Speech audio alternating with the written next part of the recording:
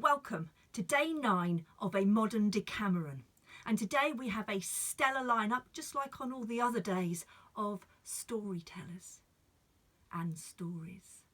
Today you will hear from the following people: Keith Rogers, Shona Lee Cumbers, Jackie Drake, Charlotte Robinson, Cleo Petanow, Ernie Bloxall, Zoe Mulford, Marion Leaper and Amy Douglas. You will hear tales of music and marvels, laughter and legends.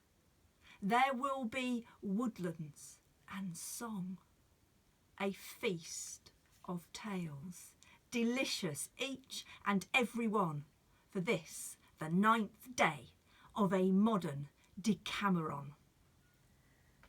And I am very pleased to begin today with a tale that is called The Elder Tree Witch.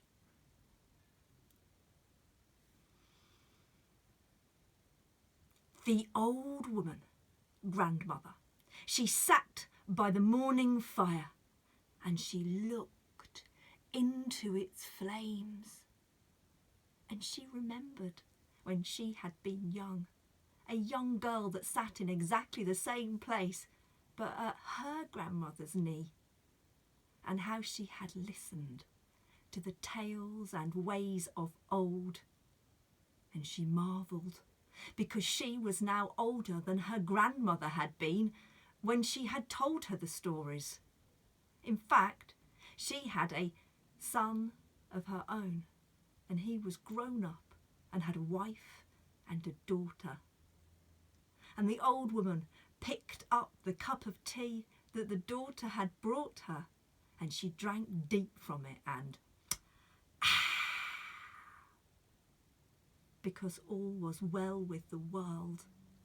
And then in through the door burst her son. And he was full grown, sure, but his eyes were those of a frightened child.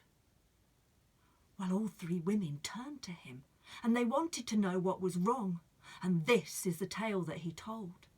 He explained that the cows had been given less milk than usual for more than a week, and last night he could not sleep, so he had made his way down to the far pasture, and there he had seen it, an elder tree. And it was planted in the hedgerows, and it had not been there the night before or the day before that. And it stretched out, long shadow, that it almost touched the cattle. And so he had done his best. He had brought the cattle into the field that was closest to the farmhouse. And there he had pushed the gate shut, and he had placed a whetstone against it, for the iron chain was gone. And Grandma wanted to know. Addie made the sign of the criss-cross in the ground, but he shook his head. To herself, she wondered if anybody listened to a word she said. And now he continued. What he had just seen was the elder tree. It was no longer in the far field, but it was now in the close field, and already its shadow lengthened towards the cows. And so he asked that he be brought the silver button off his Sunday best suit, and he took his shotgun down from the wall, and he used that silver button for a bullet. And then he demanded that his daughter, that she be ready, that she open the door for him, and when he was on the other side of it, that she slam it shut and not open it until he came back. And so he made his way out. The door was shut safely behind him, and he made his way down to the field. It wasn't far, and all the while his stomach churned and his hands shook. He was normally an excellent shot, but not today. His palms were slick with sweat as he brought the gun up and tried to aim. When he finally managed to pull the trigger, the shot went wild, but it just nicked the very edge of that elder tree. And she shrieked and she screamed and she came for him.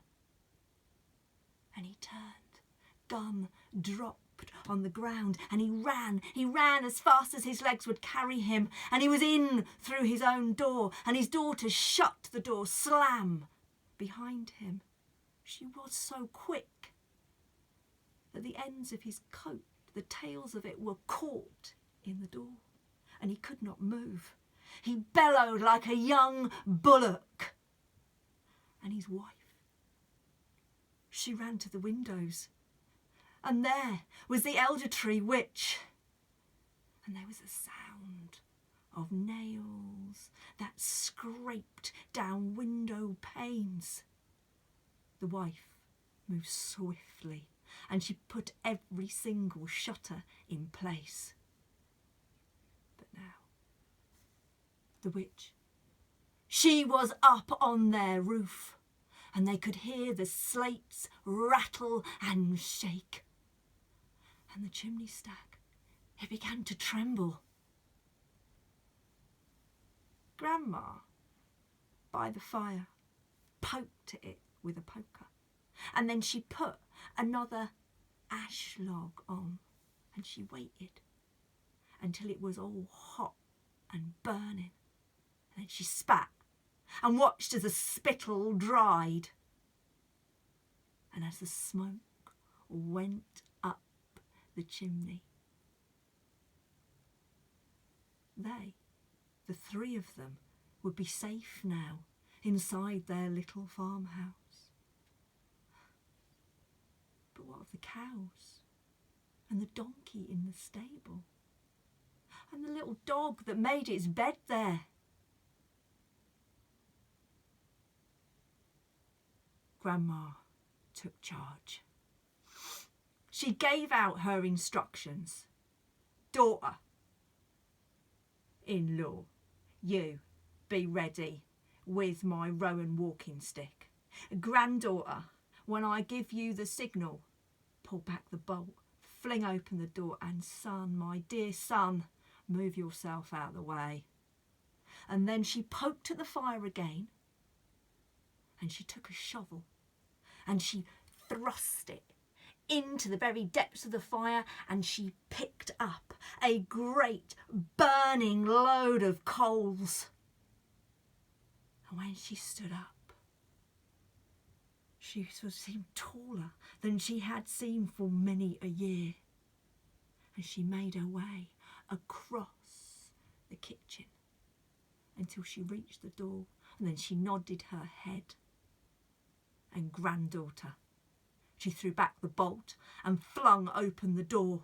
Son, he got quickly out of the way, and Grandma, she stood on the threshold, and the elder tree witch faced her, and Grandma threw those coals deep into the heart of that being, and it burnt.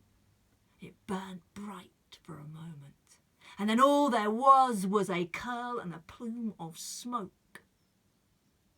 And what was left was a pile of cinders, and Grandma took her rowan walking stick, and she made the sign of the criss, cross, criss, cross, criss, cross.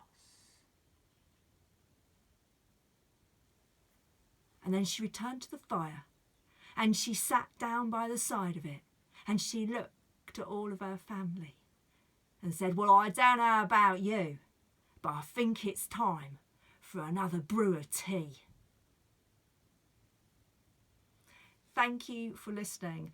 My name is Stockman, and that was The Elder Tree Witch.